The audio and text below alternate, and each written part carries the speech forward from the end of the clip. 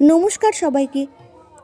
এখন চৈত্র মাসের প্রথম সপ্তাহ, আর আমরা চলে গিয়েছিলাম বাবা তারকনাথকে দর্শন করতে।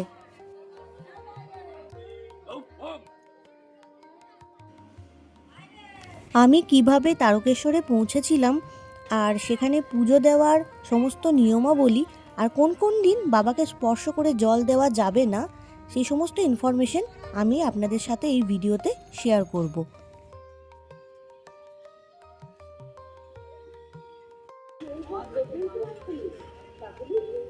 কলকাতা থেকে তারকেশ্বর যাবার সবথেকে সহজ উপায় হলো লোকাল ট্রেন, যার ভাড়া হলো মাত্র 25 টাকা। সময় লাগবে 1.5 ঘন্টার মতো।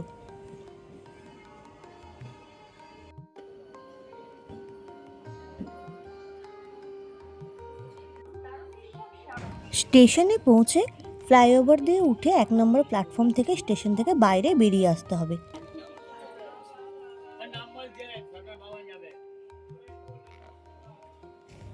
স্টেশন থেকে তারকেশ্বর মন্দিরের দূরত্ব মাত্র 3 থেকে 4 মিনিটের হাঁটা রাস্তা। তবে চাইলে আপনারা টোটোতে করে মাত্র 10 টাকাতে পৌঁছে যেতে পারেন মন্দিরে।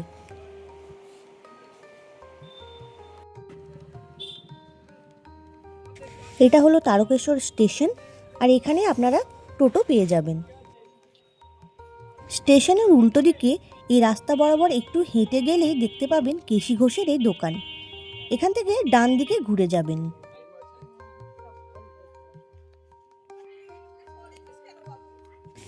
একটু এগিয়ে গেলেই চোখে পড়বে তারকেশ্বর উচ্চ বিদ্যালয়।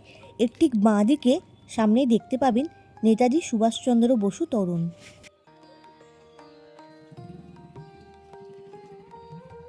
আর একটুখানি এগিয়ে গেলেই দেখতে পাবেন এই সুবিশাল রাজবাড়ি।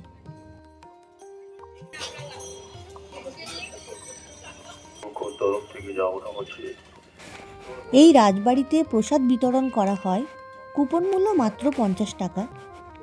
রাজবাড়ির মধ্যে এই বিশাল জায়গা জুড়ে রয়েছে পার্কিং, তো এখানে এলে আপনাদের পার্কিংয়ের কোনো প্রবলেম আশা করি হবে না। 2 হুইলারের জন্য দেখলাম পার্কিং চার্জেস রয়েছে মাত্র 10 টাকা। রাজবাড়ির সোজাসুজি এই রাস্তা বরাবর একটু এগিয়ে যেতে চোখে পড়বে দুধপুকুর। দুধপুকুর হলো একটি পবিত্র জলাশয়, যা মন্দির প্রাঙ্গণের কাছেই অবস্থিত। অনেক ভক্ত প্রথমে দুধপুকুরে স্নান করেন, তারপর ভেজা কাপড়েই মন্দিরে গিয়ে বাবার মাথায় জল দেন। এখান থেকে আপনারা পুজোর সামগ্রী কিনে নিতে পারেন। আগেরবার যখন গিয়েছিলাম বাড়ি থেকে স্নান করে গিয়েছিলাম। এইবারে আমার ইচ্ছে হয়েছিল যে দুধপুকুরে স্নান করে বাবার মাথায় জল দেব। আমরা দুধপুকুরের উল্টো দিকের একটি দোকান থেকে পুজোর সামগ্রী কিনে নিয়েছিলাম, আর যিনি দোকানে বসেন ওনাকেই বলেছিলাম যে একজন পুরোহিতকে বলে দিতে। পুরোহিত মশাই আমাদের পরিবারের সকলের নামে সংকল্প করিয়ে পুজো করিয়ে দিলেন, আর তারপর আমরা লাইনে গিয়ে দাঁড়িয়ে পড়লাম। খুব বেশি সময় লাগেনি, 15 থেকে 20 মিনিটের মধ্যেই আমরা ভেতরে প্রবেশ করে বাবার মাথায় জল ঢালতে পেরেছিলাম।